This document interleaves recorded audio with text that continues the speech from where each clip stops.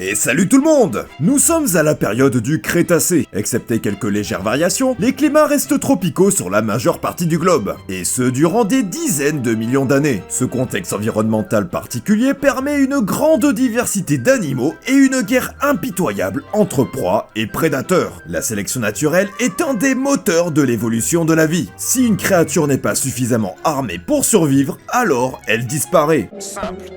Basique. Les herbivores vont donc développer des systèmes de défense variés. Certains vont courir très vite comme les gallimimus, d'autres vont se parer d'armures impénétrables comme l'ankylosaure, et d'autres vont atteindre des tailles complètement démentielles à l'image des titanosaures. Face à toutes ces stratégies de défense, les prédateurs eux aussi ont su s'adapter. Il faut voir un peu ça comme dans les films Marvel ou DC Comics. Les super-héros existent, les vilains aussi doivent devenir super. Je suis Spider-Man, fils de poulpe! L'Amérique du Sud a été pendant le Crétacé le terreau fertile de nombreux herbivores géants, comme Argentinosaurus ou Patagotitan, deux dinosaures sauropodes pouvant dépasser les 30 mètres de long. Les proies devenant géantes, certains prédateurs en ont fait tout autant. C'est ainsi que naquit un groupe de prédateurs parmi les plus terrifiants du règne des dinosaures, les Carcharodontosauridae, et parmi eux vivait un véritable monstre. Alors préparez-vous à faire la connaissance d'un prédateur à la hauteur des proies de son époque, j'ai nommé le Giganotosaure. Giganotosaurus carolini est un dinosaure bipède qui occupait l'Amérique du Sud il y a environ 100 millions d'années. Malgré les nombreux comparatifs faits entre lui et le T-Rex, il s'agissait d'un animal bien différent. Comme dit juste avant, le Giganotosaure fait partie de la famille des Carcharodontosauridae, un groupe de dinosaures prédateurs très proche des allosaures et comportant un bon paquet d'animaux effrayants comme Acrocanthosaurus en Amérique du Nord, Carcharodontosaurus en Afrique ou encore notre fameux Giganotosaurus au pays des muchachos.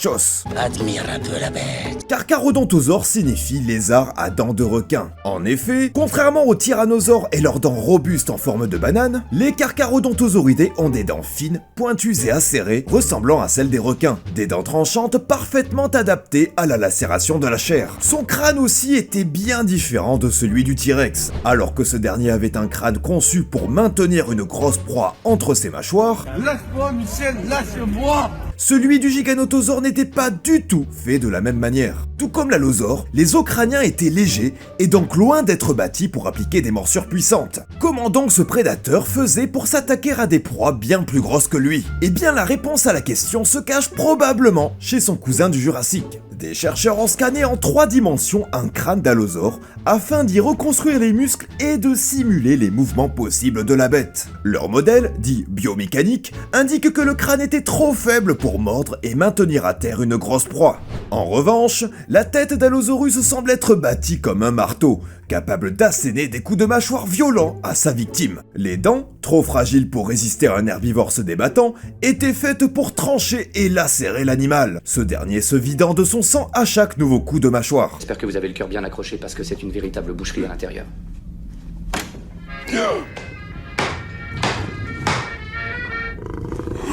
Allosauridae et Carcharodontosauridae étant deux groupes très proches à la morphologie similaire, il semblerait que Giganotosaurus utilisait le même mode de prédation pour s'attaquer aux énormes sauropodes de l'époque. Et même si nous n'avons pas trouvé de marque de morsure de Giganotosaure sur des sauropodes géants, vu la taille du bestiau, il est fort à parier qu'une relation prédateur-proie se soit développée entre les deux groupes d'animaux. En parlant de la taille du bestiau, le Giganotosaure était-il plus grand que le T-Rex comme on l'entend très souvent ? Eh bien, figurez-vous, Je ne le sais pas! contrairement aux tyrannosaures connus par des milliers de fossiles, son lointain cousin argentin n'a pas eu cette chance. C'est un problème que l'on retrouve chez 99% des espèces en paléontologie, le manque de restes à se mettre sous la main. Chez le Giganotosaure, le seul spécimen un brin pas trop mal n'est connu que par une colonne vertébrale incomplète, quelques gros fragments de crâne, dont la boîte crânienne, retenez-la, c'est important pour la suite, et quelques morceaux de membres ici et là. À partir de ces restes, les paléontologues, en s'appuyant sur d'autres Carcharodontosauridae plus complets, estiment la taille de Giganotosaurus entre 12 et 13 mètres de long, pour un crâne mesurant environ 1,40 m.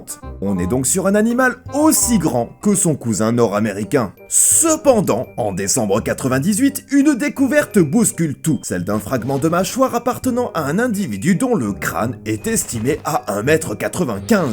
énorme. On serait donc face à un animal avoisinant les 14 mètres de long, surpassant ainsi de loin Tyrannosaurus Rex. C'est génial. Me direz-vous, mais comment sommes-nous arrivés à ces estimations? Eh bien grâce au sponsor de cette vidéo, j'ai nommé le Pifomètre. Développé par le chercheur Jean-Michel à peu près, le Pifomètre permet à nombre de paléontologues un brin sensationnaliste de faire parler d'eux en un minimum d'effort. Vous trouvez un vieil os tout pété et tout déformé par le temps, et vous êtes triste. Dites qu'il révolutionne la science avec votre Pifomètre. Achetez-le avec le code fossile de ses morts et bénéficiez de 33% de réduction. Ou 39, ou 40, enfin je sais plus quoi. Plus sérieusement, une nouvelle estimation un poil plus raisonnable de 2010 rabaisse le crâne de ce nouveau spécimen à 1,50 m, ce qui équivaut au crâne des plus grands T-Rex, et c'est déjà pas mal. En revanche, même s'ils sont de taille similaire, le Giganotosaure grandissait de manière différente par rapport au T-Rex. Les paléontologues ont compté les stries de croissance présentes dans les os d'individus d'âge différents. Chez Tyrannosaurus, les jeunes connaissent un pic de croissance à l'adolescence, un petit peu comme chez les hommes. Au contraire, Giganotosaurus connaissait une croissance lente mais continue pendant très longtemps. Alors que T-Rex obtenait sa maturité et donc sa taille quasi maximale autour de 25 ans, les plus vieux spécimens de Giganotosaures sont estimés à 45 ans. Preuve que des prédateurs de taille similaire développaient des préférences biologiques différentes pour s'adapter à leur environnement. Souvenez-vous, parmi les rares restes à se mettre sous la main, les paléontologues ont retrouvé la boîte crânienne ayant contenu le cerveau de l'animal. J'aime bien. Les recherches sur ce fossile ont été conduites dans les années 90, à une époque où malheureusement, le scanner à rayon X n'était pas systématiquement utilisé en paléontologie. Les chercheurs ont donc introduit du latex dans le crâne pour y mouler l'intérieur. Ouais, comme ça, il fait... Méthode assez dangereuse présentant un fort risque d'endommagement du fossile. Heureusement ici, ça s'est très bien passé, et après l'extraction du moule, les spécialistes ont obtenu ce que l'on appelle l'endocaste. L'endocaste n'est pas seulement le moulage du cerveau, mais aussi tout ce qu'il y a autour, incluant les méninges, les nerfs ou encore les vaisseaux sanguins. Et pour le coup, le cerveau ressemble beaucoup à celui du T-Rex. Pas bien grand, assez rudimentaire et comportant des gros bulbes olfactifs à l'avant, des structures spécialisées comme leur nom l'indique, dans l'odorat, un sens de l'olfaction donc très développé qui devait grandement l'aider à repérer ses futures victimes. En parlant de ses victimes, Giganotosaurus est souvent associé dans l'imaginaire à un titanosaure géant appelé Argentinosaurus, un dinosaure quadrupède dont la taille était comprise entre 30 et 40 mètres de long. Alors même si les deux dinosaures auraient pu se croiser, aucun des deux n'a été retrouvé sur les mêmes sites. À la place, Giganotosaurus côtoyait de très près des herbivores plus modestes comme Andeosaurus ou Limaesaurus, deux sauropodes dont les tailles sont estimées entre 15 et 20 mètres de long, ce qui reste 3 fois plus grand qu'un éléphant d'Afrique, ne l'oublions pas. Malgré ses allures de super prédateur ultime quasiment intouchable, Giganotosaurus a disparu il y a 95 millions d'années. N'est-ce pas Jurassic World Dominion? Moins 95 millions d'années, c'est 30 millions d'années avant l'apparition du T-Rex, donc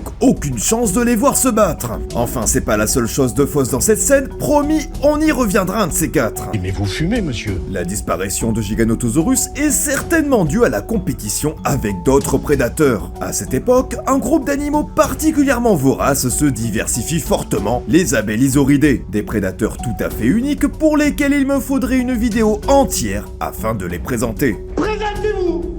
Qui je suis?